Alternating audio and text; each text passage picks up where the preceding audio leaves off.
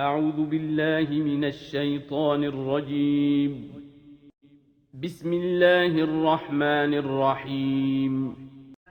ما كان محمد أبا أحد من رجالكم ولكن رسول الله وخاتم النبيين وكان الله بكل شيء عليما.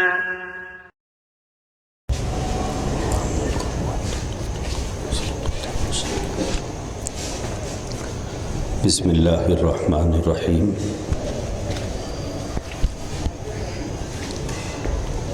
الحمد للہ رب العالمین والعاقبۃ للمتقین والصلاة والسلام علی سید الانبیاء والمرسلین محمد وعلی آلہ واصحابہ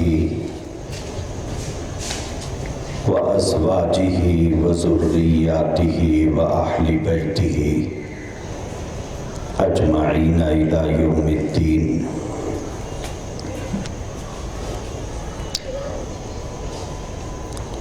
أما بعد فأعوذ بالله من الشيطان الرجيم. بسم الله الرحمن الرحيم.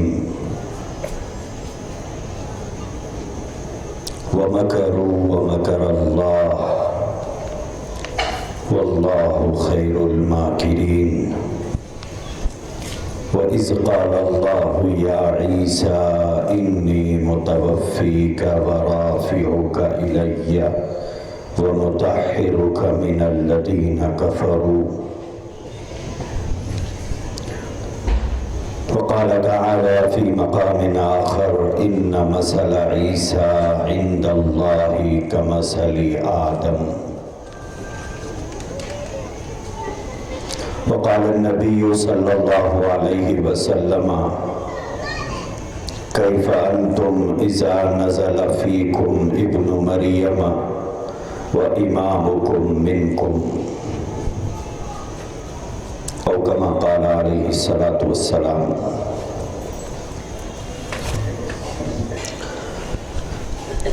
بزرگان محترم، نوجوان بھائیوں، قابل احترام لائق عزت بہنوں،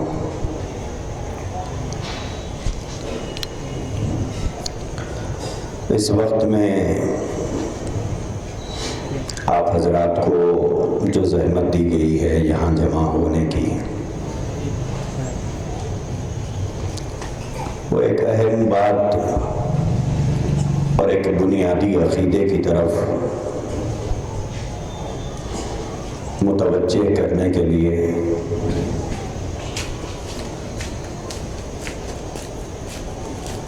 بہت سے لوگ اس عقیدے سے واقف بھی ہیں اور نوجوانوں کی ایک بڑی اکثریت جو اکثر مذہبی جلسوں سے دور رہتی ہے، جمعہ کے دن تاخیر سے پہنچتی ہے، وہ اس عقیدے سے واقفیت نہیں رکھتی ہے.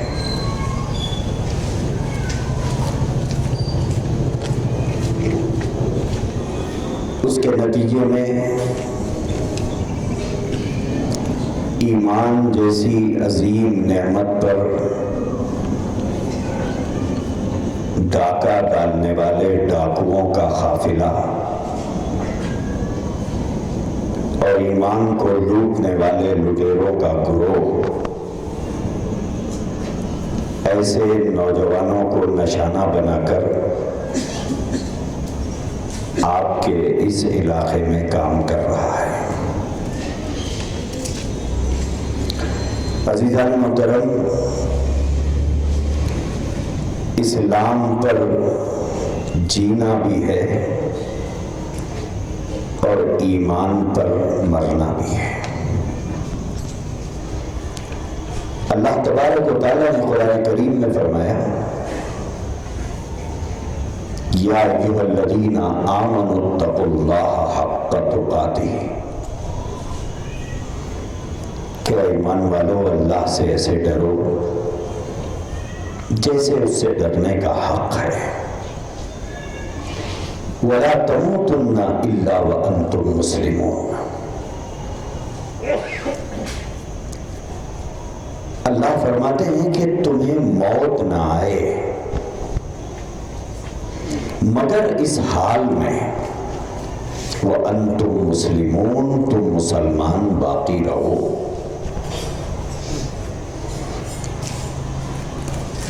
آیت کریمہ کا یہ ٹکڑا یہ بتا رہا ہے کہ اسلام پر جینے والے کا اسلام پر مرنا یقینی نہیں ہے۔ اللہ فرما رہے ہیں تمہیں موت نہ آئے مگر اس حال میں کہ تم صاحب ایمان باقی رہو، تو ایمان کو خطرہ برابر لاحق ہے۔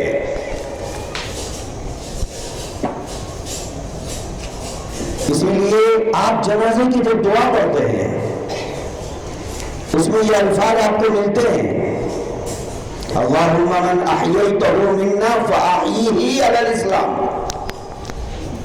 کہ اللہ میں جب تک زندہ ہوں مجھے اسلام پر زندہ رکھیے، مجھے اسلام پر ہی اسلامی حیات عطا فرمائیے، ومن توفیتہ منا فتوفہ علی الایمان، اور جب میری وفات کا وقت آئے تو اللہ ایمان پر موت عطا فرمائے۔ ایمان پر موت کو اللہ سے مانگنا ہوگا۔ رسول اللہ صلی اللہ علیہ وآلہ وسلم نے ہم کو یہ سکھایا ہے کہ تم اللہ سے ایمان والی موت مانگو،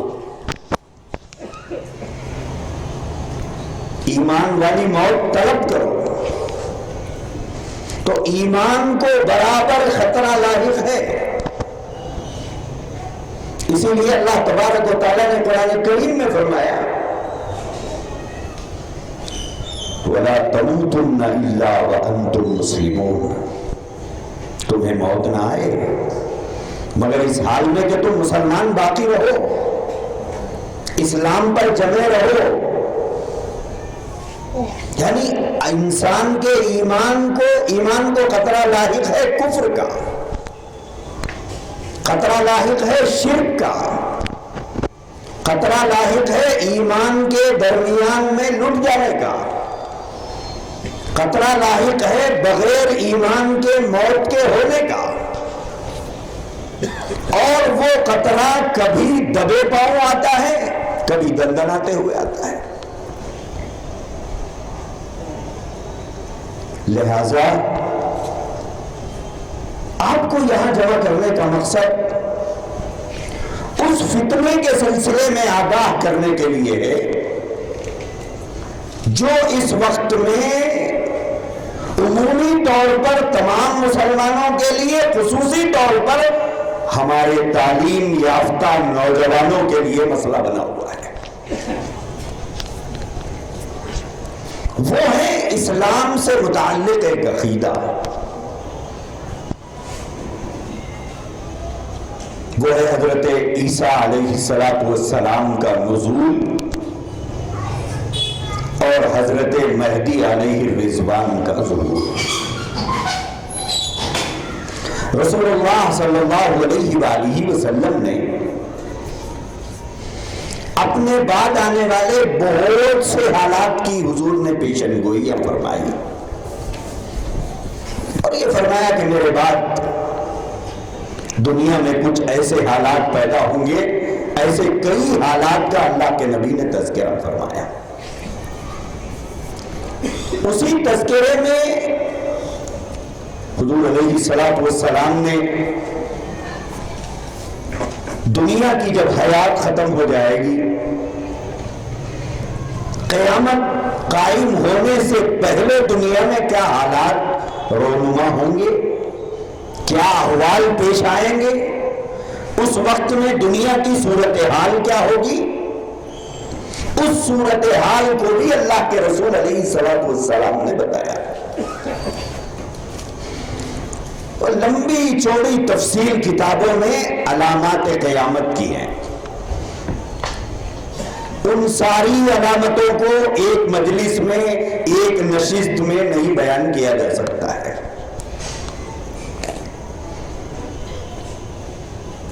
انہی علامات کے اندر اللہ کے رسول علیہ الصلوۃ والسلام نے ایک بات یہ فرمائی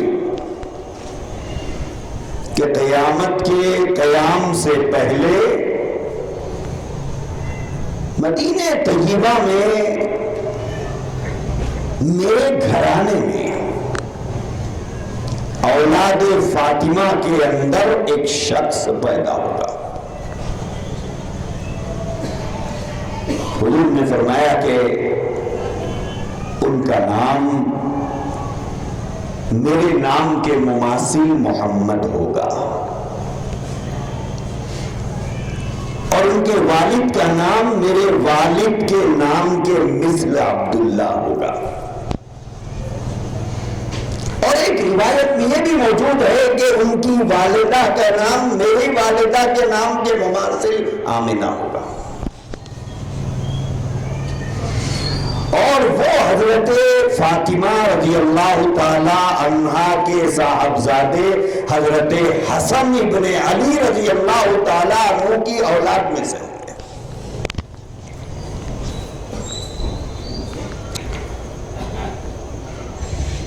جو آگے چل کر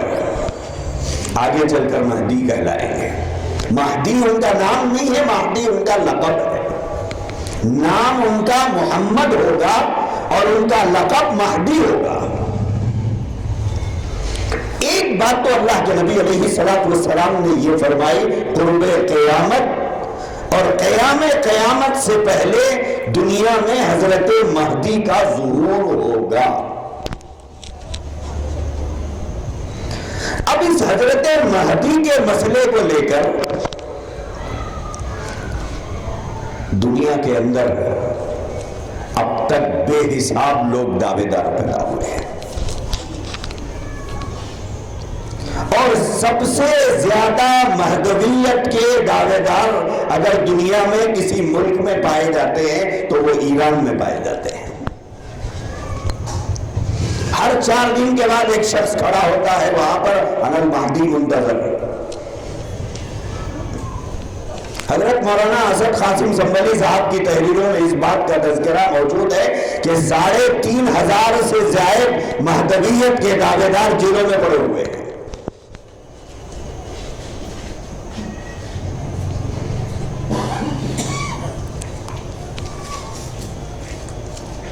اسی طرح ہمارے پڑوسی ملک کے اندر بھی لگ بھگ 57 افراد جیلوں میں پڑے ہوئے ہیں جنہوں نے مہدویت کا دعویٰ کیا کہ میں مہدی ہوں. ہمارے اپنے ملک میں بھی کچھ لوگوں نے مہدویت کا دعویٰ کیا ہے جس میں ایک طبقہ مہدوی فرقے کے نام سے ہمارے اپنے شہر میں موجود ہے جو اپنے آپ کو مہدوی کہتے ہیں. یہ وہی فرقہ ہے جو محمد جون پوری کو بحیثیت مہدی تسلیم کر چکا ہے.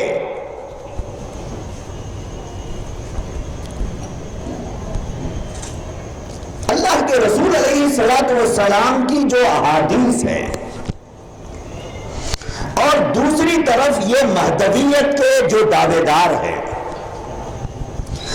احادیث سے جب ان کو میچ کر کے دیکھا جائے تو کہیں پر بھی یہ ان احادیث پر کھرے نہیں اترتے ہیں، جبکہ مہدی کا انتظار ہم سب کو بھی ہے. حضرت مہدی کا انتظار تو ہم سب کو ہے، لیکن ہر پیلی چیز جیسے سونا نہیں ہوا کرتی ہے، ہر دعوے دار بھی مہدی نہیں ہوا کرتا ہے. جیسے سونے کو کسوٹی پر گھس کر دیکھا جاتا ہے، اگرچہ کہ وہ سونار 50 سال سے سونار کا کام کر رہا ہو، 50 سال سے گولڈ خریدتا اور بیچتا ہو، اس کے باوجود وہ کسوٹی پر گھس کر آپ کے لے گئے سونے کو دیکھ کر پرکھ کر لے گا. کسوٹی پر پرکے بغیر وہ آپ کے سونے کو لینے تیار نہیں ہوگا۔ دنیا میں کہیں پر بھی کوئی بھی آدمی دعویٰ کرے کہ میں مہدی ہوں تو اس کے سر پر رکھے ہوئے شملے کو دیکھ کر، اس کے چہرے پہ بڑی ہوئی داڑھی کو دیکھ کر، یا اس کے حسین چہرے کو دیکھ کر، یا اس کے جبے خبے کو دیکھ کر، یا اس کی نالج یا اس کی باتوں کو دیکھ کر، یا اس کی دی ہوئی مثالوں کو لے کر آنکھ بند کر کے اسے مہدی نہیں تسلیم کیا جائے گا۔ اس کو لا کر احادیث کی کسوٹی پر پرکھ کر دیکھا جائے گا کہ یہ مہدی ہو سکتا نہیں ہو سکتا۔ کیوں؟ اس لیے کہ اللہ کے رسول علیہ الصلوۃ والسلام نے حضرت مہدی کے سلسلے میں اتنی وضاحت فرمائی ہے کہ ہمارا شجرہ نسب دادا کے بعد ملنا ہمیں مشکل ہے، لیکن حضرت مہدی جو ابھی پیدا نہیں ہوئے ہیں، پتہ نہیں ہماری حیات میں ہم دیکھ پائیں گے یا ہمارے صدیوں بعد پیدا ہوں گے، لیکن ان کا شجرہ نسب بالکل کلیئر صاف ہے، بالکل کلیئر اور صاف ہے۔ ان کو جب وہ پیدا ہوں گے تو ان کے کو پہچاننے میں کسی قسم کی کوئی دشواری نہیں پیش آئے گی۔ اللہ کے نبی علیہ الصلوۃ والسلام نے اتنی وضاحت کی ہے۔ ایک بات حضور نے یہ ارشاد فرمائی کہ حضرت مہدی کا ظہور قیامت سے پہلے ہوگا۔ دوسری بات، میں تفصیلات میں نہیں جانا چاہ رہا ہوں، دوسری بات، اللہ کے رسول علیہ الصلوۃ والسلام نے فرمایا کہ حضرت عیسیٰ علیہ السلام، ہم سب جانتے ہیں کہ حضرت عیسیٰ علیہ الصلوۃ والسلام حضور علیہ الصلوۃ والسلام سے 650 سال یا 550 سال پہلے اس دنیا میں تشریف لائے تھے۔ حضرت عیسیٰ علیہ الصلوۃ والسلام کے بارے میں ہم مسلمانوں کا 1400 سال سے یہ عقیدہ ہے، جیسے دوسرے انبیاء علیہ الصلوۃ والسلام کا انتقال ہوا ہے، اس طرح سے حضرت عیسیٰ علیہ الصلوۃ والسلام کا انتقال نہیں ہوا ہے۔ جیسے ان کا انتقال دوسرے انبیاء کا انتقال ہو گیا ہے، اس طرح حضرت عیسیٰ علیہ الصلوۃ والسلام کا انتقال نہیں ہوا، یہ اسلامی عقیدہ ہے۔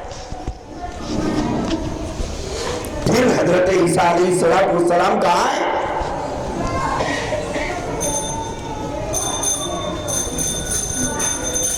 احادیث یہ بتا رہی ہے کہ آسمان پر ہے، آسمان پر ہے، زندہ ہے، اور اللہ کے نبی علیہ الصلوۃ والسلام نے ارشاد فرمایا کہ قرب قیامت حضرت عیسیٰ علیہ الصلوۃ والسلام نازل کیے جائیں گے۔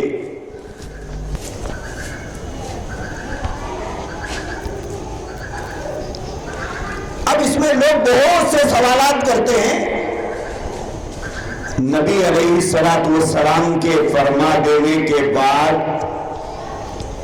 آپ کے ذہن میں آنے والے سوالات کا جواب دینا یہ ہماری ذمہ داری نہیں ہے۔ بعض سوال کرتے ہیں عیسیٰ علیہ السلام آسمان پہ کیا کر رہے ہوں گے، کوئی سوال کرتا ہے عیسیٰ علیہ السلام کیا کھاتے ہوں گے۔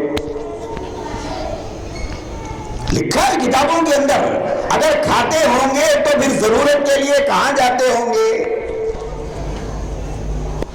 یہ وہ طبقہ ہے جو حضرت عیسیٰ علیہ الصلوۃ والسلام کے نزول کا منکر ہے، وہ انکار کرتا ہے کہ حضرت عیسیٰ علیہ السلام کا نزول نہیں ہوگا، وہ انکار کرنے والا طبقہ ہے کہ حضرت عیسیٰ علیہ السلام کا رفع نہیں ہوا، یعنی آسمانوں پر نہیں اٹھائے گئے. لہذا ان لوگوں کی جانب سے اس طرح کے سوالات ہوتے ہیں، وہ سوالات کے جوابات دینے کا یہ موقع نہیں ہے، نہ مناسب ہے. صرف میں نفس مسئلے کو سمجھانا چاہتا ہوں تاکہ ہمارے نوجوانوں کو اور سبھی احباب کو یہ مسئلہ سمجھ میں آئے. اسلامی عقیدہ یہ ہے کہ حضرت عیسیٰ علیہ السلام کا انتقال نہیں ہوا. حضرت عیسیٰ علیہ السلام کا رفع ہوا، یعنی آپ اٹھائے گئے. قرآن یہی بیان کرتا ہے، قرآن یہی بیان کر رہا ہے کہ حضرت عیسیٰ کو آسمانوں پر اٹھایا گیا. اور احادیث شریفہ یہ بتا رہی ہے کہ حضرت عیسیٰ علیہ السلام کا قرب قیامت نزول ہوگا، نازل ہوں گے. حضرت عیسیٰ علیہ السلام کے نزول سے پہلے ہی حضرت مہدی کا ظہور ہو جائے گا. ظہور مہدی کے بعد دجال نکلے گا. دجال کے نکلنے کے بعد حضرت عیسیٰ علیہ السلام کا نزول ہوگا. اور یہ بات یاد رکھیں، تین چیزیں ایک ساتھ جڑی ہوئی ہیں، یہ ایک دوسرے سے جڑی ہوئی ہیں، ملی ہوئی ہیں.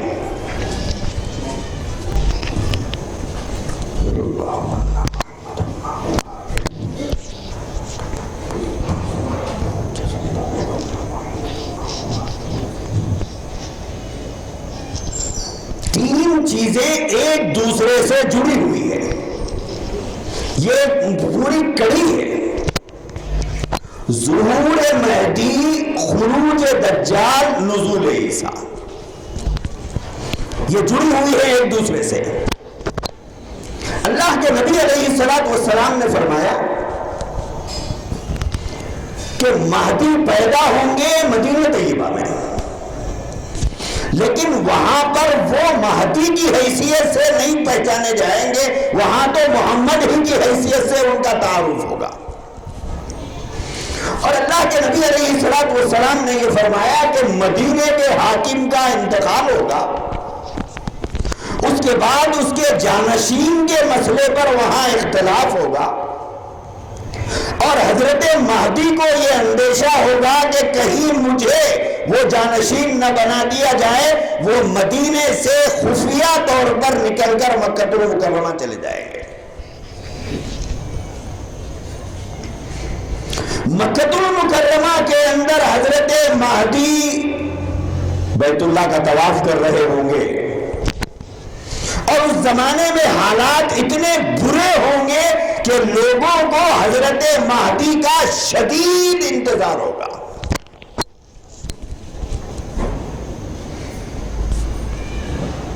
حضرت مہدی جس وقت میں بیت اللہ کا طواف کر رہے ہیں، حجر اسود اور مقام ابراہیم کے بیچ سے حضرت مہدی گزر رہے ہیں، اس وقت میں مکے کے اس زمانے کے صلحاء اور اس زمانے کے اتقیاء، اس زمانے کے اولیاء ان کو دیکھ کر احادیث کی علامتوں سے پہچانیں گے کہ یہ مہدی ہے.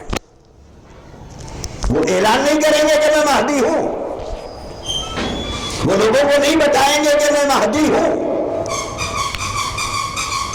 نہ وہ لوگوں سے کہیں گے کہ میں مہدی ہوں، میرے ہاتھ پر آ کر بیعت کرو. وہ تو مدینے سے خاموشی سے چل کر مکہ آئے تھے اور بیت اللہ کا طواف کر رہے ہیں. اس دوران انہیں جان کر پہچان کر لوگ ان کے ہاتھ پر بیعت کریں گے. پھر اس کے بعد اللہ کے نبی علیہ السلام نے بہت سی تفصیلات بتائی.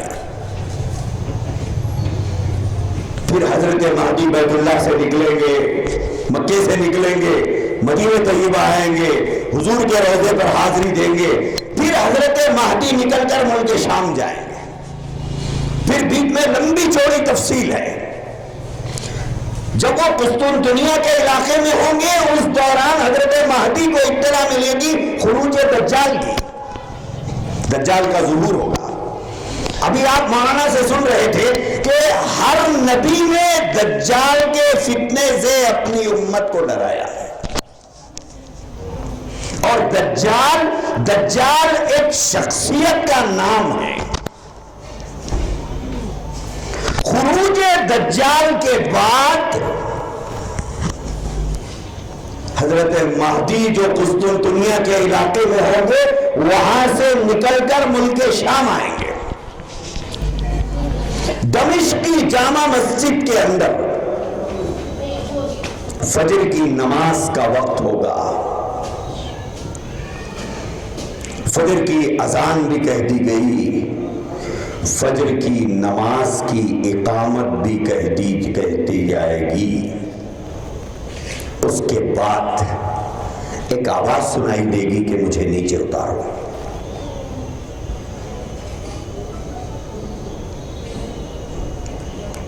اقامت اور تکبیر تحریمہ کے درمیان کا جو وقت ہے،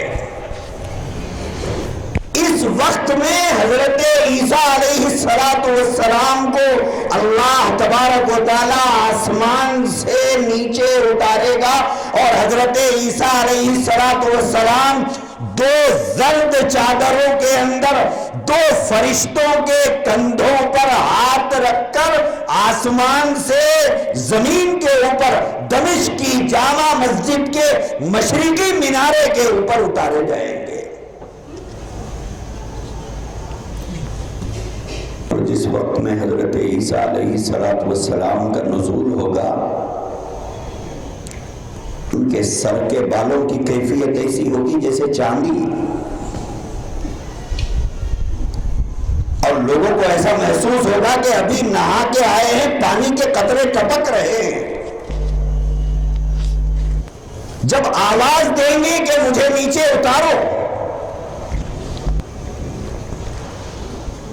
اس وقت میں اس آواز کو سن کر لوگ ادھر متوجہ ہوں گے اور حضرت عیسیٰ علیہ السلام کو اس زمانے کی سہولت کی جو بھی سیڑھی ہوگی لگا کر مشرقی مینار کے اوپر سے نیچے اتارے گے. مسلمانوں کو اور حضرت مہدی کو فجر کی نماز ادا کرنا ہوگا. اس وقت میں حضرت مہدی حضرت عیسیٰ علیہ السلام سے فرمائیں گے کہ روح اللہ آئیے نماز پڑھائیے.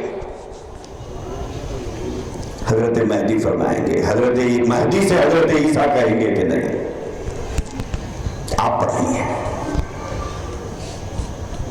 حضرت مہدی کہیں گے کہ نہیں آپ پڑھائیے، حضرت عیسیٰ فرمائیں گے کہ نہیں آپ پڑھائیے. اس کے بعد حضرت عیسیٰ علیہ السلام حضرت مہدی کی پشت پر ہاتھ رکھ کر حضرت مہدی کو اس طرح ڈھکیل کر آگے بڑھائیں گے اور حضرت مہدی مصلی پر جا کر فجر کی نماز کی امامت کریں گے اور حضرت مہدی کے پیچھے حضرت عیسیٰ علیہ السلام نماز فجر ادا کریں گے. اور اس امت کے ایک فرد حضرت مہدی کو یہ اعزاز حاصل ہوگا کہ وہ حضرت عیسیٰ علیہ السلام جو اللہ کے پیغمبر اور اللہ کے نبی ہیں ان کی امامت فرمائیں گے جو اس امت کے ایک فرد ہوں گے. کیوں؟ اس لیے کہ حضرت مہدی پیغمبر نہیں ہوں گے. اکثر لوگ حضرت مہدی کو پیغمبر سمجھتے ہیں، حضرت مہدی پیغمبر نہیں ہوں گے. فجر کی نماز کے بعد حضرت عیسیٰ علیہ السلام حضرت مہدی سے دجال کے متعلق سوال کریں گے. کہاں ہے؟ مسجد کا دروازہ کھولا جائے گا، دجال اپنے لشکر کے ساتھ ہوگا. حضرت عیسیٰ علیہ السلام دجال کا پیچھا کریں گے. حضرت مہدی حضرت عیسیٰ کے ساتھ ہوں گے. ملک کے شام سے دوڑاتے ہوئے دجال کو حضرت عیسیٰ علیہ السلام لے کے پہنچیں گے باب لد تک. باب لد تک. باب لد جس کا تذکرہ حدیث میں ہے، باب لد آج وہی مقام ہے جہاں پر اسرائیل کا انٹرنیشنل ایئرپورٹ ہے. اسی مقام پر وہ ایئرپورٹ ہے جس کو باب لد کہا گیا ہے. وہاں جانے کے بعد حضرت عیسیٰ علیہ السلام دجال کا قتل کریں گے. اس کے بعد مسلمانوں کو دجال کا خون دکھلائیں گے، بتائیں گے کہ دیکھو میں نے دجال کو ختم کر دیا. پھر اس کے بعد دجال کے متبعین جو دجال کو فالو کرنے والے ہیں وہ دراصل یہودی ہوں گے، جنہیں بے چینی کے ساتھ آج بھی دجال کا انتظار ہے، اور وہی اس کے فالوور ہوں گے. جب دجال کے قتل کو وہ اپنی آنکھوں سے دیکھیں گے تو اس کے بعد خوف زدہ ہو کر وہ بھاگیں گے. مسلمان اور حضرت عیسیٰ علیہ السلام چن چن کر ان کے متبعین کو ماریں گے. احادیث کے اندر فرمایا گیا کہ جس پتھر کے پیچھے، جس درخت کے پیچھے یہودی چھپے گا وہ درخت اور پتھر پکار کر کہے گا اے عیسیٰ میرے پیچھے یہودی چھپا ہوا ہے.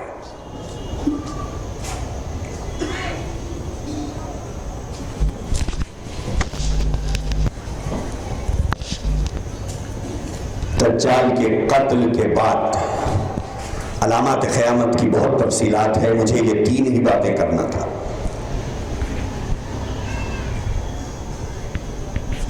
پھر حضرت مہدی کا انتقال ہوگا. حضرت عیسیٰ علیہ السلام حضرت مہدی کی نماز جنازہ پڑھائیں گے. ایک روایت ایسی موجود ہے.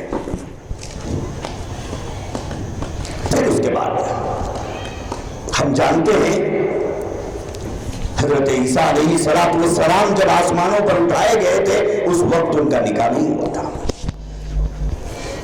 نکاح سے پہلے حضرت عیسیٰ کا رفع ہوا ہے.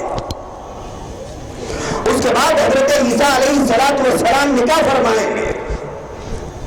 اور یہ لکھا ہے کتابوں کے اندر کہ قوم شعیب کی بیٹی سے حضرت عیسیٰ کا نکاح ہوگا. پہلے تو ہم کو یہ ماننا پڑے گا کہ قوم شعیب دنیا میں موجود ہے. اور شعیب علیہ السلام کون ہے؟ حضرت شعیب علیہ السلام حضرت موسیٰ علیہ السلام کے خسر ہیں. حضرت شعیب علیہ السلام کی بیٹی سے حضرت موسیٰ علیہ السلام کا نکاح ہوا، جس کی ساری تفصیل 16ویں بارے میں آپ کو ملے گی. اور دوسرے باروں کے اندر بھی اس کا تذکرہ موجود ہے. اللہ کے نبی علیہ السلام نے فرمایا کہ قوم شعیب کی بیٹی سے حضرت عیسیٰ علیہ السلام کا نکاح ہوگا. پھر اس کے بعد حضرت عیسیٰ علیہ السلام حج فرمائیں گے. پھر حضرت عیسیٰ علیہ السلام کا انتقال ہوگا. انتقال کے بعد حضرت عیسیٰ علیہ السلام دفنائے جائیں گے گنبد خضرا کے نیچے رسول اللہ صلی اللہ علیہ وآلہ وسلم کے پڑوس میں. ایک قبر کی جگہ گنبد خضرا کے نیچے ابھی باقی ہے. یہ بہت مختصر حالات ہے مہدی کے، دجال کے، نزول عیسیٰ کے. یہ ایک اسلامی عقیدہ ہے کہ یہ عقیدہ ہم کو رکھنا ہے. حضرت مہدی کا ظہور ہوگا، دجال کا خروج ہوگا، حضرت عیسیٰ علیہ السلام کا نزول ہوگا. 1400 سال سے امت یہی عقیدہ رکھتے ہوئے آ رہی ہے. امت کا سواد اعظم 99% چاہیے، اس میں بھی 99 پوائنٹ بھی آپ ملانا چاہو تو ملا لیجیے۔ 1400 سال سے امت کا یہی عقیدہ ہے۔ درمیان میں ایک آدھ بد نصیب اور بدقسمت ملعون نے مہدی ہونے کا کہیں پر دعویٰ کیا، کہیں عیسیٰ ہونے کا دعویٰ کیا، تو ان کے ماننے والے کچھ دنیا میں رہے، یا پھر آپ ان کی تعداد یا ان کی حیثیت کو ایسے ہی کہیے کہ جیسے سمندر میں آپ نے انگلی ڈبائی تو جتنا پانی آپ کی انگلی کو لگا، امت کے پورے گروہ کے سامنے ان کی حیثیت وہی ہے۔ لیکن اسلامی عقیدہ یہ ہے۔ اب ایک فرقہ شہر میں ہمارے موجود ہے مہدوی فرقے کے نام سے، جو یہ کہتا ہے کہ مہدی آئے اور چلے گئے، ان کا عقیدہ ہے، وہ انہیں مبارک۔ ایک عقیدہ شیعوں میں پایا جاتا ہے مہدی کا، اور ایک عقیدہ مہدی کا پایا جاتا ہے قادیانیوں کے اندر۔ وہ کہتے ہیں کہ مرزا غلام احمد قادیانی مہدی تھا۔ اب ایک لیٹسٹ نیا پتہ نہیں کہاں سے امپورٹ ہو کے آیا ہے، رہتا تو ہے بہار میں، پیدا تو ہوا بہار میں، اس کے باپ نے اس کا نام رکھا شکیل، پیدا ہوا بہار کے ضلع دربھنگا میں، ملازمت کے لیے آیا تھا دلی کو، دلی کے لکشمی نگر کے علاقے میں یہ رہتا تھا۔ اس نے شروع میں سوٹ کیسوں کی دکان پر کام کیا، پھر ہارڈ ویئر کی دکان لگایا، کچھ ٹیوشن پڑھا لیا، اس طرح یہ زندگی گزارتا تھا۔ ایسا ہی جی لیتا تو اچھا تھا، ایسا کئی لوگ جی رہے ہیں محنت کر کے، لیکن پتہ نہیں اس کی ذہن میں، اس کے دماغ میں کیا خناس گھسا ہوا تھا کہ اس نے خفیہ طور پر آہستہ آہستہ نشانہ بنانا شروع کیا نوجوانوں کو، اور اس نے یہ شبوخہ چھوڑا کہ مہدی کا ظہور ہو چکا ہے اور عیسیٰ کا نزول بھی ہو چکا ہے۔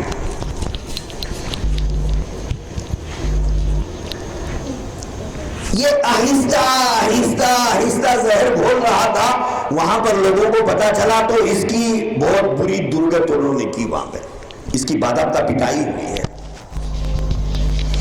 یہ دلی میں 2 سے 3 جگہ پر مار کھایا ہے، اور جب اس کی مخالفت شدید ہوئی تو اس کے بعد یہ انڈر گراؤنڈ ہو گیا ہے، یہ روپوش ہے۔ اس نے جو کارندے تیار کیے ہیں، جنہوں نے، میں ان کے لیے کوئی سخت لفظ استعمال کرنا نہیں چاہتا،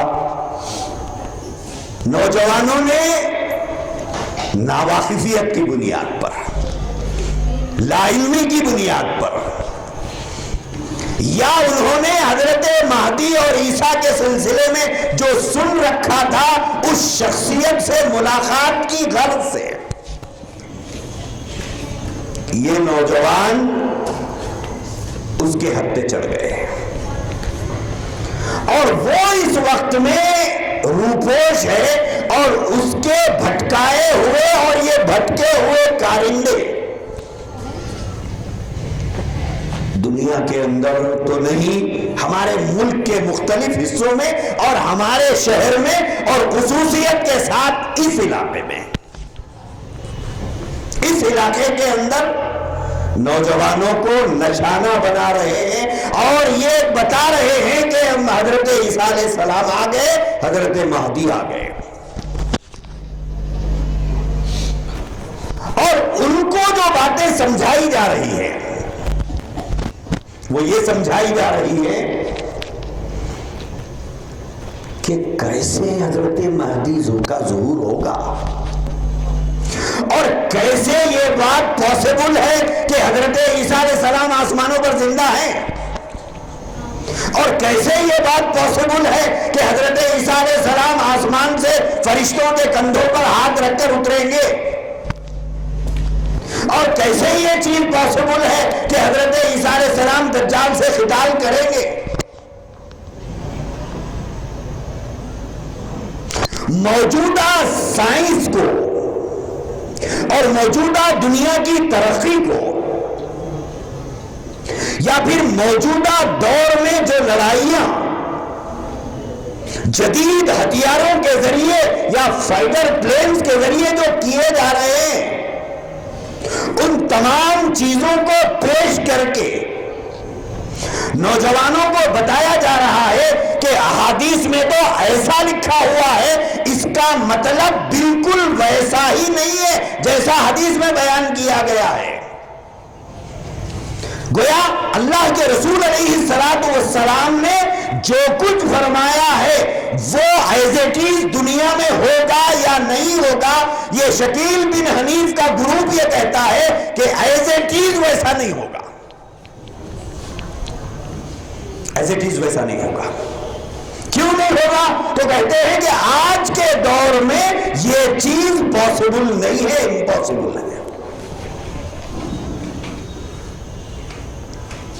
لہذا موجودہ دور کے نئی چیزوں کو، جدید ٹیکنالوجی کو سامنے رکھ کر احادیث کو مسخ کرنے کی کوشش کی جا رہی ہے، اور رسول اللہ صلی اللہ علیہ وآلہ وسلم نے جو پیشن گوئیاں فرمائی تھی، ان پیشن گوئیوں کے من و عن ہونے کے، بعین ہی ہونے کے، بالکل ویسے ہی ایز اٹ از ہونے کے، یہ طبقہ منکر ہے۔ کہتے ہیں کہ یہ امپاسبل ہے، ایسا ہو نہیں سکتا، ایسا ناممکن ہے۔ لہذا یہ مذہبی جلسوں سے دور رہنے والا ہمارا نوجوانوں کا طبقہ جمعہ کے دن مسجدوں میں سب سے تاخیر سے پہنچنے والا اور سب سے پہلے مسجدوں سے نکل جانے والا ہمارے یہ نوجوانوں کا طبقہ، جو گھڑی دیکھ کر یہ کہتا ہے کہ ابھی بیان چل رہا ہے تو جلدی جا کے کیا کریں گے۔ خواہش یہ ہوتی ہے کہ آخری صف میں میں نماز پڑھوں، خواہش یہ ہوتی ہے کہ پہلے میں مسجد سے باہر نکلوں تاکہ ہمیشہ فرسٹ آنے کا اعزاز مجھے حاصل رہے کہ مسجد میں سب سے کم رہنے والا میں ہوں۔ ایسے نوجوانوں کی کمی نہیں ہے، ہماری تو زندگی کٹ گئی ایسے لوگوں کو دیکھتے دیکھتے۔ اگر انہیں علم ہوتا ہے کہ مجھے صف میں جگہ نہیں ملے گی، جوتے ہٹا کے وہاں سجدہ کر کے چلے جائیں گے، کیونکہ جمعہ کی نماز عبادت کے جذبے سے کم فارمیلٹی کے لیے زیادہ پڑھی جاتی ہے کہ لوگ کیا کہیں گے، کیا میاں جمعہ بھی نہیں پڑھتا کیا؟ ایک فارمیلٹی ہے جسے ہم ادا کرنا ہے، فرض ادا ہو رہا ہے یا قرض ادا ہو رہا ہے۔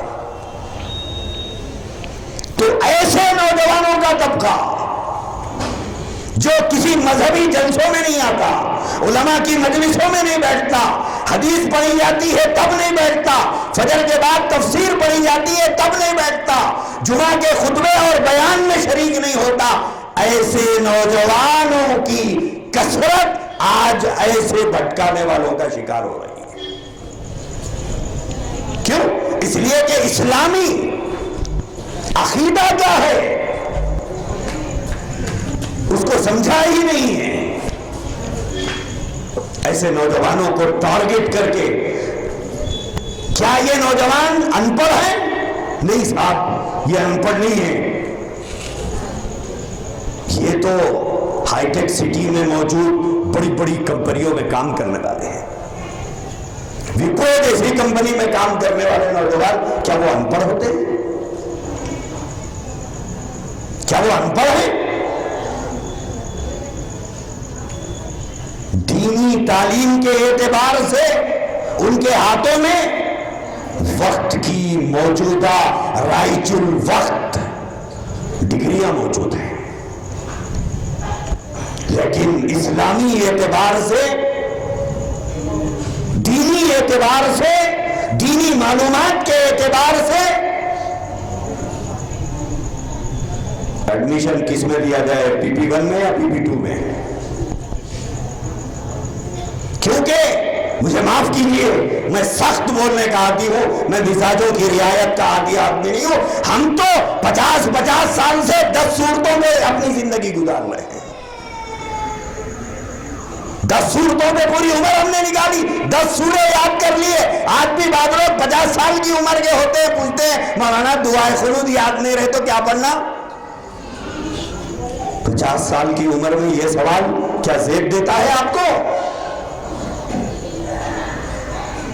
ہمارے پاس ایسے لوگوں کی اکثریت موجود ہے، باپ کا جنازہ رکھا ہوا ہے، ماں کا جنازہ رکھا ہوا ہے، جنہوں نے اپنی زندگی کی طاقت بیٹوں کے مستقبل کو بنانے میں جھونک دی.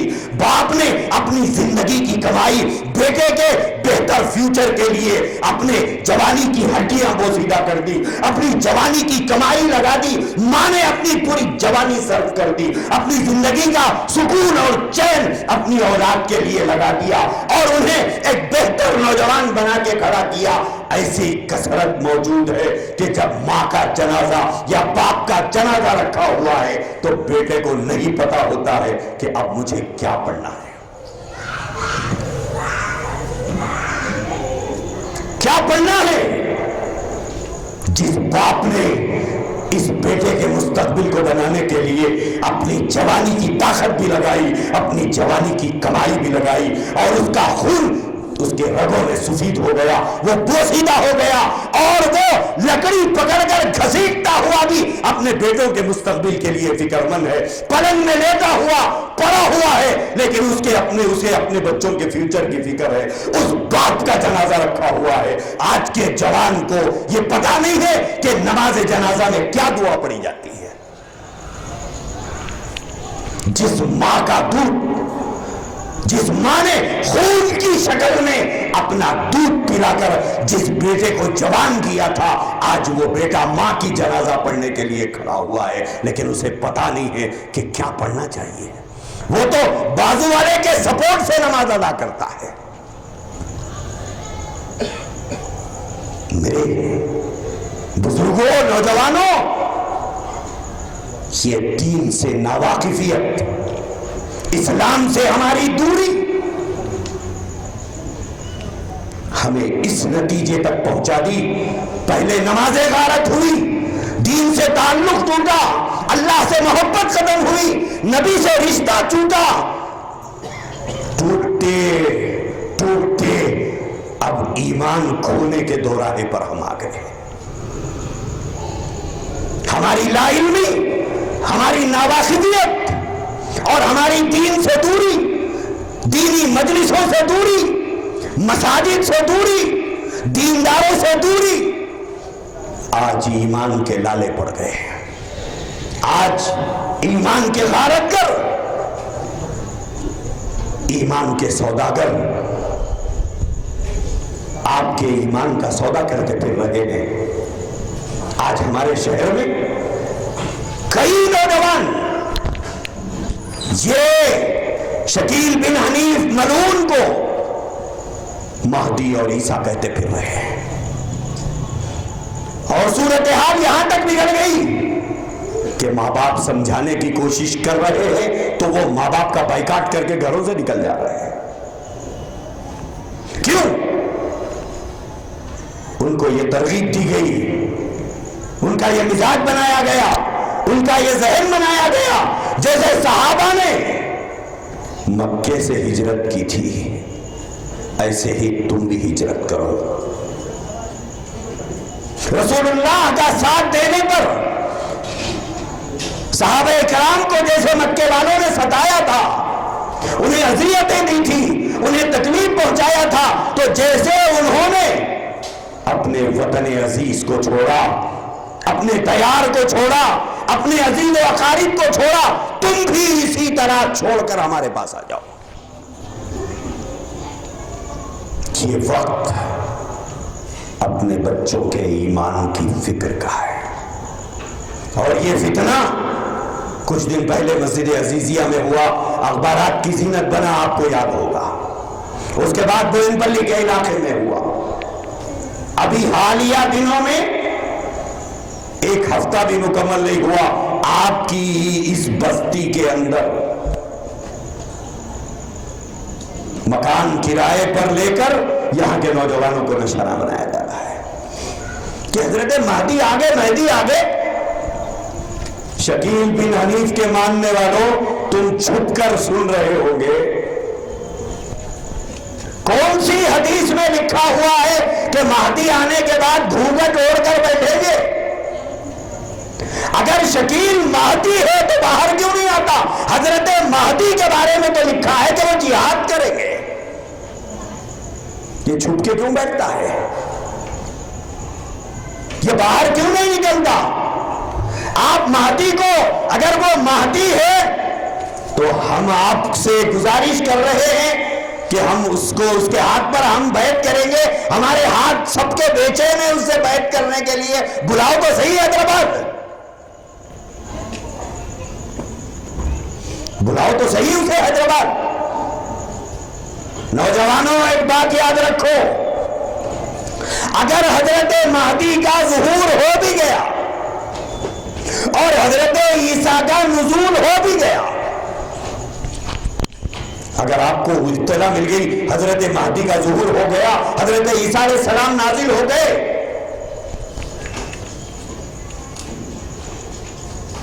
حیدرآباد نہیں آئیں گے، اتنا یاد رکھیے،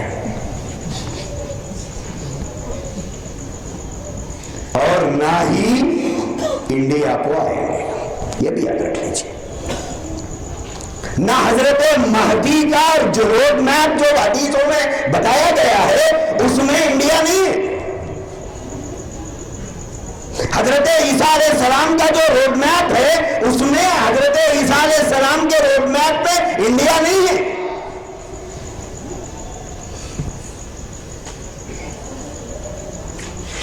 ایک الو کا پٹھا اٹھا اور بولا میں مہدی ہوں،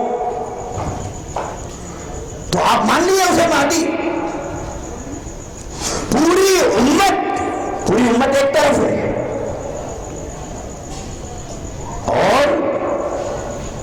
اور یہ مٹھی بھر بھی کہے تو شاید پوری امت کے مقابلے میں زیادہ ہے، یہ ایک الگ عقیدہ۔ آپ کہیں گے کہ صاحب یہ مٹھی بھر سے ڈرنے کی کیا ضرورت ہے؟ میدان میں آئے تو ڈرنے کی ضرورت نہیں ہے، میدان میں نہیں آ رہے، کھلے عام نہیں آ رہے ہیں، جدید ذرائع، نئی ٹیکنالوجی، فیس بک، واٹس ایپ، بلا بدتر جتنی چیزیں ہیں وہ تمام چیزیں یوز کر رہے ہیں، اور اس کے استعمال کے ذریعے سے ان نوجوانوں کو بھٹکایا جا رہا ہے۔ فیس بک کی بات بہت قابل اعتبار، واٹس ایپ پہ آیا تو اور زیادہ اتھینٹک، اخبار میں آیا تو وہی سے درجے میں، ہمارا مزاج ہو گیا، ارے صاحب حدیث میں لکھا ہوا ہے، ارے میں واٹس ایپ پہ پڑھا جی، کیا حدیث بتا رہے ہیں؟ لازم ملزوم۔ اب جو لوگ اس ذرائع سے جو دین لے رہے ہیں، فیس بک پر، واٹس ایپ پر یا ٹویٹر پر یا فلاں بلا بدتر جو جتنی چیزیں ہیں وہاں سے جو دین آ رہا ہے اسے ایکسپٹ کیا جا رہا ہے، جب قرآن لا کر سامنے رکھی جائے تو وہ ماننے تیار نہیں ہے۔ اے عزیز بھائیوں اور بھٹکے ہوئے نوجوانوں، یہ بات یاد رکھو، نہ حضرت مہدی کا ظہور ہوا، نہ حضرت عیسیٰ کا نزول ہوا، نہ دجال کا خروج ہوا۔ اب یہ کہتا ہے کہ نہیں صاحب امریکہ اور فرانس دونوں دجال ہیں،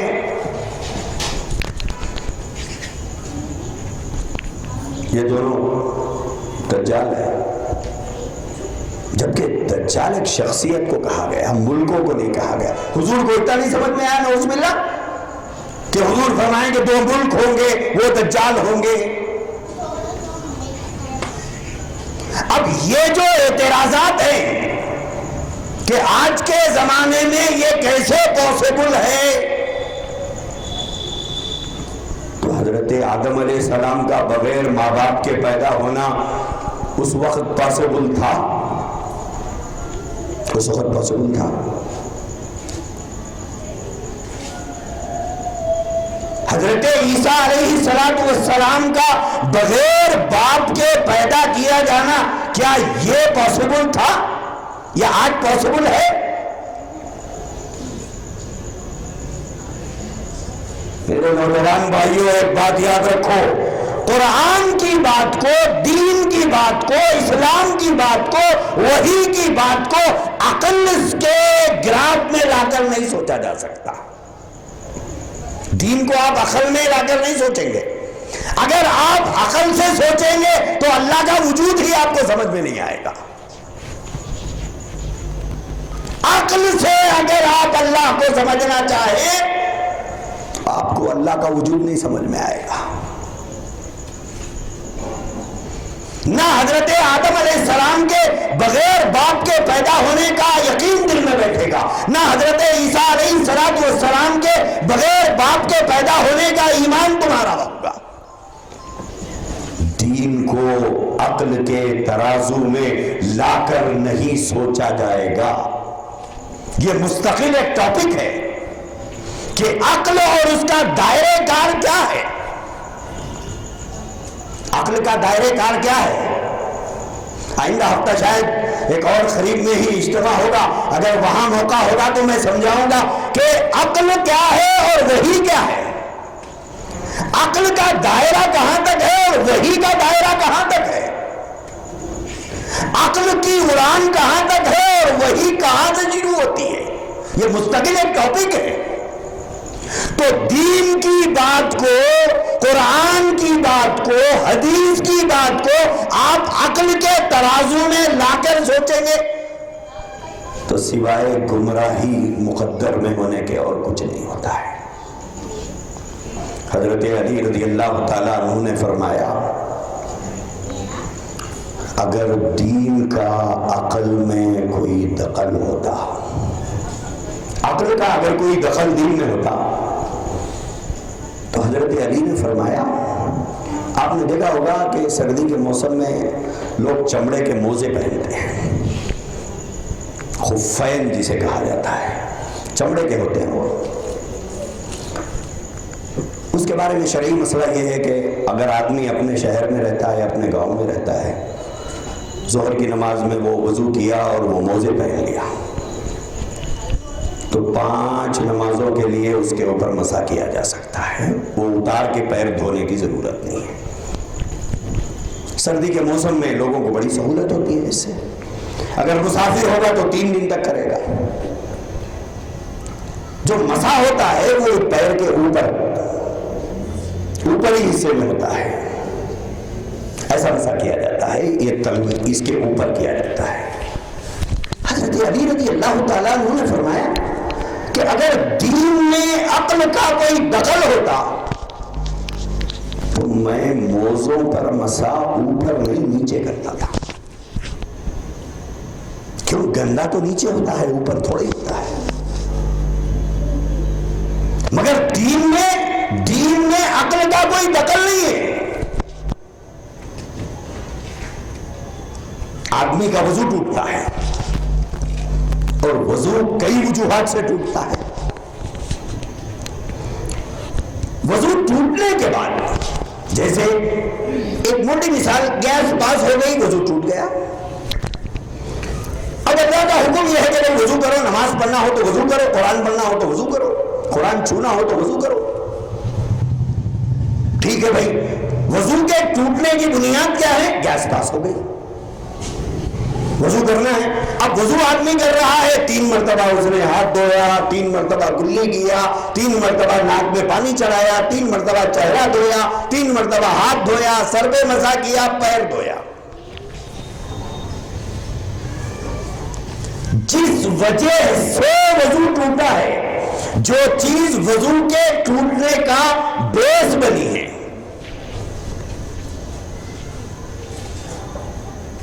आज़ाए वजू में उस जगह को शामिल नहीं किया गया। आज़ाए वजू जिनको धोने का हुक्म दिया गया, जो बेस की जगह है उसको शामिल नहीं किया गया। अगर अक्ल से सोच कर देखा जाए तो यह वजू समझ में ही नहीं आता कि भाई जो चीज बेस बनी है उसको क्यों इसमें इंक्लूड नहीं किया गया। हमें नहीं मालूम है क्यों, हमें हुक्म है, और इसी का नाम बंदगी है। बंदगी इसी चीज का नाम है। क्या और क्यों का सवाल बंदे को जेब नहीं देता। टॉपिक लंबी हो जाएगी, लेकिन मैं 5 मिनट में ये बंदगी क्या चीज है मैं आपको बताऊं। ये जो आज ये लोग सवालात कर रहे हैं, क्या ये आज के जमाने में फाइटर प्लेन है, ईसा अलैहिस्सलाम बम्बू लेने के भागेंगे क्या, ऐसे अल्फाज लिखे हुए हैं, इस तरह के अल्फाज। नेजा लेके दौड़ेंगे, क्या पॉसिबल है क्या?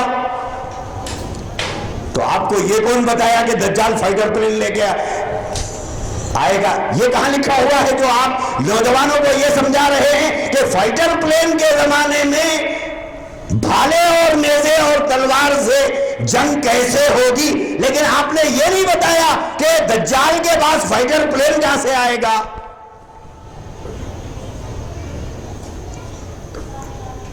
हमारा नौजवान जल्दी एक्सेप्ट कर लिया कि हो साहब ईसा अलैहिस्सलाम तलवार लेके कैसा लड़ेंगे, नेज़ा लेके कैसा लड़ेंगे, भाला लेके कैसा लड़ेंगे, लेकिन इन्होंने सवाल नहीं किया उस समझाने वाले बेवकूफ से कि आपने हदीस से मुझे बताओ कि दज्जाल के पास फाइटर प्लेन होगा,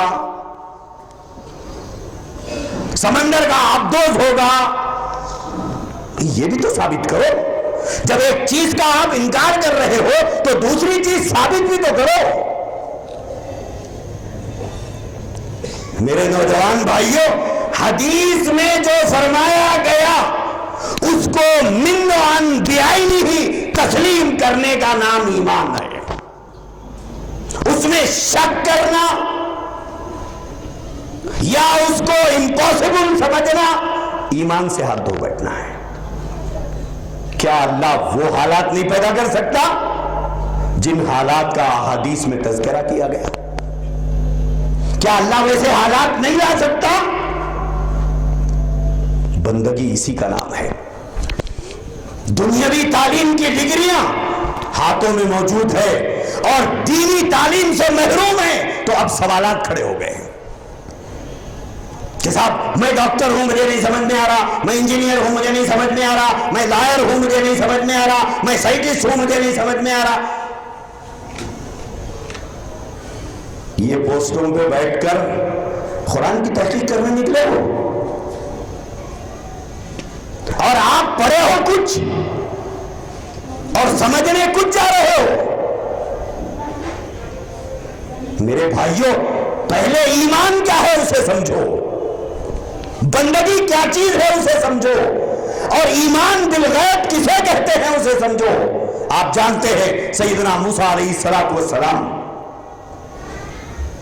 के जमाने में फिरौन था और फिरौन का दबदबा, फिरौन का जुल्म बनी इसराइल के ऊपर दुनिया वाकिफ है इससे। एक वक्त आया हजरत मूसा अलैहिस्सलाम पूरी बनी इसराइल अपनी कौम को लेकर निकल गए थे।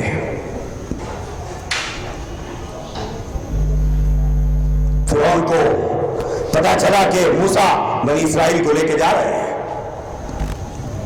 फिरौन ने अपनी फौज को हुक्म दिया, चलो पीछा करो। फिरौन अपने लश्कर के साथ हजरत मूसा का पीछा कर रहा है। एक ऐसा मोमेंट आया कि सामने ठाटे मारता हुआ दरिया, पीछे हथियारों से लैस कातिलों का गिरोह फिरौन का लश्कर खड़ा हुआ है। ना आगे जा सकते ना पीछे जा सकते। आगे दरिया है, पीछे फिरौन का लश्कर है। بنی اسرائیل بہت کرپٹ قوم تھی. اس نے حضرت موسیٰ علیہ السلام سے کہا تھا موسیٰ کہاں پہنچا دیا ہے؟ بولے سامنے بھی موت پیچھے بھی موت. یہ وہ مرحلہ تھا کہ پوری قوم حضرت موسیٰ علیہ السلام سے سوال کر رہی تھی کہ موسیٰ اب کیا کرو گے؟ حضرت موسیٰ علیہ السلام نے اللہ کی طرف رجوع کیا کہ اللہ کیا کروں میں کیا کروں؟ آپ عصائے موسیٰ کو جانتے ہیں جس کا تذکرہ قرآن میں موجود ہے، جس کو اللہ تبارک و تعالیٰ نے قرآن میں ذکر کیا. موسیٰ علیہ السلام سے اللہ نے کہا موسیٰ تمہارے ہاتھ میں عصا ہے، لاٹھی ہے. بولے کیا کروں اسے؟ اللہ تبارک و تعالیٰ نے فرمایا اضرب بعصاک البحر. اللہ نے فرمایا اضرب بعصاک البحر. فرمایا موسیٰ مارو اس لاٹھی کو اس سمندر پر.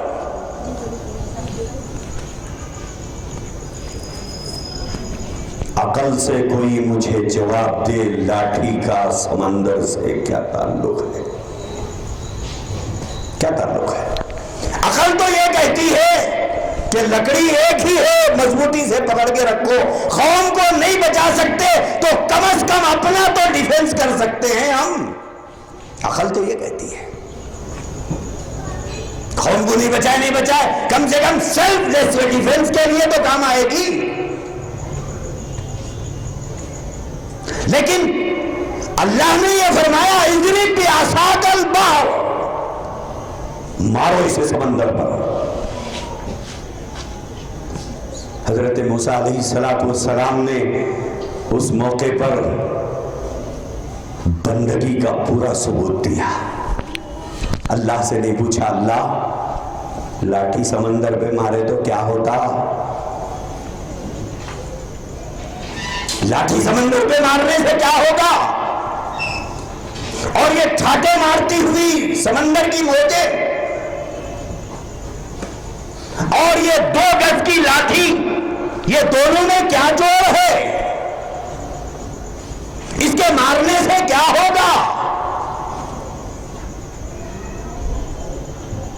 اگر یہ بھی چھٹ گئی تو میں اپنا سیلف ڈیفنس بھی نہیں کر سکوں گا اور کوئی چیز میرے پاس ہے ہی نہیں. ہے ایک لاٹھی میرے پاس، اگر یہ بھی چھٹ گئی یا ٹوٹ گئی تو کیا ہوگا؟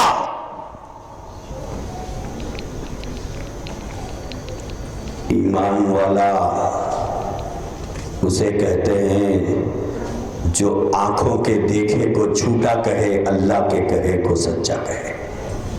ایمان والا اسے کہتے ہیں. آنکھوں کا دیکھا ہوا جھوٹا ہو سکتا ہے لیکن اللہ اور اس کے نبی کا کہا ہوا یہ جھوٹا نہیں ہو سکتا. اس یقین کا نام رکھنے والے، ایسا یقین رکھنے والا ہی سچا مومن ہے. اللہ کے نبی کے زمانے میں ایک خاتون کے بچے کا انتقال ہوا، بہت رو رہی تھی، ماں تھی، دل تڑپ اٹھا. حضور نے اس کی دل بستگی کے لیے لے جا کر بچے کی نماز جنازہ آپ نے پڑھائی. اس کے بعد تدفین میں شریک ہوئے. اس کے بعد واپس آئے تو ماں رو رہی تھی. اللہ کے نبی علیہ السلام نے اس ماں کو دلاسا دلایا، سمجھایا کہ تیرا بچہ معصوم، تیرا بچہ بے گناہ، تیرے بچے کے نام اعمال بالکل صاف، معصوم تھا، چھوٹا تھا، انتقال ہو گیا. یہ تیرے لیے کل آخرت میں سفارش کا ذریعہ اور سبب ہے. حضور سمجھانے لگے اور سمجھاتے سمجھاتے یہ کہہ دیا حضور نے کہ تیرا بچہ جنت کے باغوں میں، جنت کی کیاریوں میں، نہروں کے بیچ میں کھیل رہا ہے. اگر تو چاہے تو میں تجھے دکھلاؤں اللہ سے دعا کر کے. اس عورت نے کہا کہ اللہ کے نبی بس آپ نے کہہ دیا، مجھے یقین ہو گیا. لیکن میرے جیسا ایک کمزور ایمان والا وہاں بیٹھا ہوا تھا، اس نے اس عورت سے کہا کہ کتنا گولڈن چانس تھا تم نے مس کر دیا، کتنا گولڈن چانس تھا کہ نبی کبھی کبھی ایسی باتیں کہہ دیتے ہیں۔ نبی نے کہا کہ اگر تو چاہے تو میں اللہ سے درخواست کروں کہ تجھے بتائے تیرا بچہ کہاں ہے، تو ہاں کہہ دیتی، نبی دعا کر دیتے اور دنیا میں بیٹھ کر تو جنت کا نظارہ کر لیتی۔ اس صحابی رسول نے، اس صحابیہ نے اس مخاطب کو یہ فرمایا چپ ہو جاؤ، خاموش ہو جاؤ، آنکھوں کا دیکھا ہوا پر اتنا یقین نہیں ہے جتنا نبی کے کہے ہوئے پر مجھے یقین ہے۔ ایمان والا وہ ہوتا ہے، ایمان والا وہ نہیں ہوتا جو قرآنی آیات پر شک کرے، وہ ایمان والا وہ نہیں ہے جو حدیث رسول اللہ پر شک کرے۔ اب حضرت موسیٰ علیہ السلام کی بات سنا رہا تھا میں کہ حضرت موسیٰ سے اللہ نے فرمایا اضرب بعصاک البحر، مارو سمندر پہ مارو۔ حضرت موسیٰ علیہ السلام نے کوئی سوال نہیں کھڑا کیا، لاٹھی اٹھائی، زور سے مارا اس پانی کے اوپر۔ اس کے بعد کیا ہوا؟ قرآن اٹھا کر دیکھو وہاں لکھا ہوا ہے کیا ہوا۔ سمندر پھٹا، راستے بنے، سمندر پھٹا، راستے بنے اور بنی اسرائیل پار ہو گئی۔ انہی راستوں پر فرعون اپنے لشکر کو لے کر اترا، پانی مل گیا، فرعون غرق ہوا۔ بنی اسرائیل کو لے کر حضرت موسیٰ علیہ السلام وادی تیہ میں پہنچے، 40,000 کا لشکر ہے۔ بنی اسرائیل نے کہا موسیٰ کہاں لا دیے، کیا کھائیں گے کیا پیئیں گے؟ بولے یہاں تو پانی بھی نہیں ہے، یہاں تو پانی بھی نہیں ہے، کیا پیئیں گے ہم لوگ؟ اللہ تبارک و تعالیٰ سے حضرت موسیٰ نے عرض کیا اللہ قوم پانی مانگ رہی ہے، قوم پانی مانگ رہی ہے۔ اللہ نے فرمایا موسیٰ لاٹھی، بولے کیا کروں؟ اضرب بعصاک الحجر، سامنے پتھر ہے اس پہ مارو۔ بولے یہ لاٹھی وہ پتھر پہ مارو، کیا جوڑ ہے صاحب لاٹھی اور پتھر کو؟ کوئی جوڑ ہے؟ ایک لاٹھی اگر میں یہ پتھر پہ ماروں تو کیا پتھر سے پانی نکلے گا یا وہ لاٹھی محفوظ رہے گی؟ عقل تو یہ کہتی ہے کہ صاحب لاٹھی محفوظ رکھو اور کھودنا شروع کرو، اگر سبل نہیں ہے تو لاٹھی سے ہی کھود کھود کے کام نکالو، ایک دن میں نہ صحیح 10 دن میں پوری قوم مل کے وہ لکڑی کے سہارے کھودے گی تو کچھ تو پانی نکلنے کے امکان ہے، اگر یہ پتھر پہ ماریں گے تو لاٹھی ٹوٹ جانے کا خطرہ ہے۔ عقل تو یہ کہتی ہے، لیکن حضرت موسیٰ علیہ السلام نے اللہ سے نہیں پوچھا اے اللہ پتھر کا لاٹھی کا کیا جوڑ ہے، اور اس لاٹھی کو اگر میں پتھر پر ماروں تو کیا ہوگا؟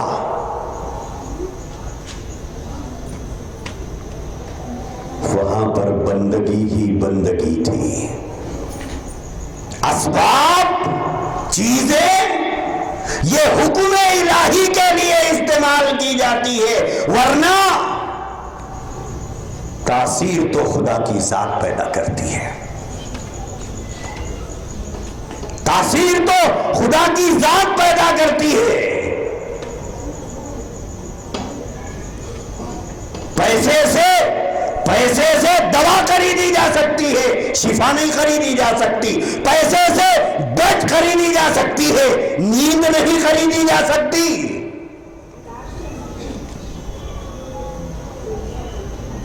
پیسے سے دوائیں خریدی جا سکتی ہے، شفا نہیں ملتی ہے۔ تاثیر اس میں خدا کی ذات پیدا کرتی ہے۔ اگر دوا کھانے سے شفا ہوتی تو دوا خانوں سے جنازے نہیں آتے تھے، اگر صرف دوا میں شفا ہوتی تو ڈیڈ باڈیاں اپنے باپ کی، ماں کی، بہن کی، بیوی کی ہم دواخانوں سے اٹھا کے نہیں لاتے تھے. دوا ذریعہ ہے، شفا اللہ کی ذات پیدا کرتی ہے. ہم نے اسباب کو اصل سمجھ لیا، جبکہ اسباب اصل نہیں ہے، اسباب ذریعہ ہے. اسباب ذریعہ ہے، وہ حکم الہی پر ہم اسے یوز کرتے ہیں. حضرت موسیٰ نے کہا اللہ قوم پانی مانگ رہی ہے، فرمایا موسیٰ تمہارے پاس لاٹھی ہے. بولے کیا کروں؟ بولے مارو پتھر پہ. حضرت موسیٰ نے نہیں پوچھا اللہ لاٹھی کا پتھر کا کیا جوڑ، پانی تو زمین میں سے نکلتا ہے، آپ پتھر پہ مارو بول رہی، اور ساری زمین چھوڑ کے آپ پتھر پہ کہیں کو مارو بول رہی. نہیں، ایمان والا وہ ہے، مومن وہ ہے، اللہ کا سچا بندہ وہ ہے جو خدا کے حکم کو پورا کر ڈالے، اگر مگر کا سوال نہ کھڑا کرے. حضرت موسیٰ علیہ السلام نے لاٹھی اٹھائی، پتھر پر مارا، فانبجست، پتھر پھٹا، پانی کا چشمہ ابلا. اب میرے وہ شکیل بن حنیف کے چیلوں، مجھے عقل کی روشنی میں سمجھاؤ، کیا یہ چیز پاسبل ہے؟ کیا یہ چیز ممکن ہے کہ ایک لاٹھی پتھر پر مارنے سے پانی نکلتا ہو؟ پوری ٹال کے لاٹھیاں ختم ہو جائیں گے، لکڑی کی پوری ٹال ختم ہو جائے گی، لیکن یہاں پانی نہیں نکلتا.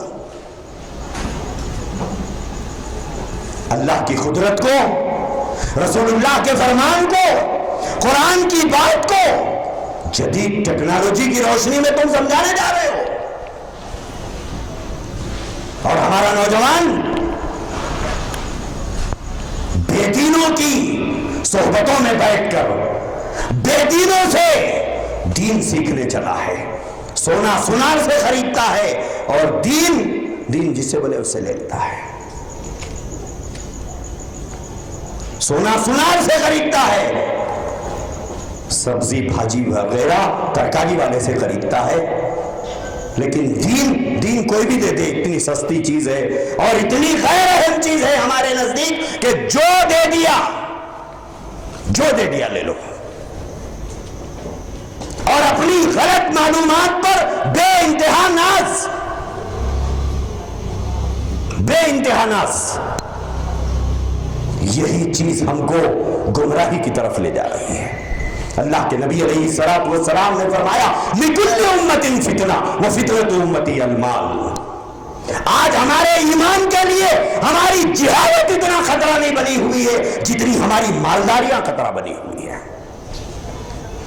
آج دین کو، ایمان کو، اسلام کو، قرآن کو، اللہ کے نبی کو، اللہ کے نبی کے فرمان کو مالداری کے دھوس میں سمجھنا چاہتے ہیں،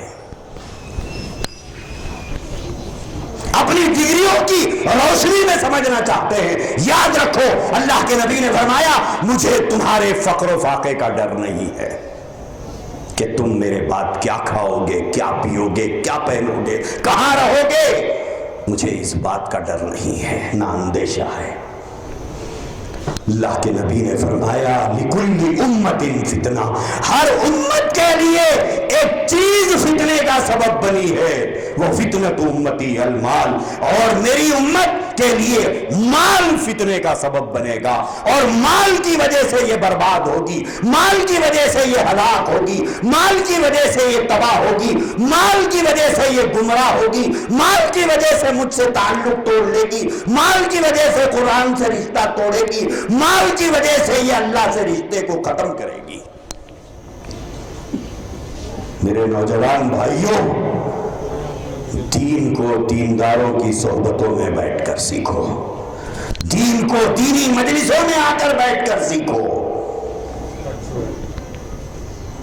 آپ اپنا گھر بناتے ہو تو ایکسپرٹ کو تلاش کرتے ہو.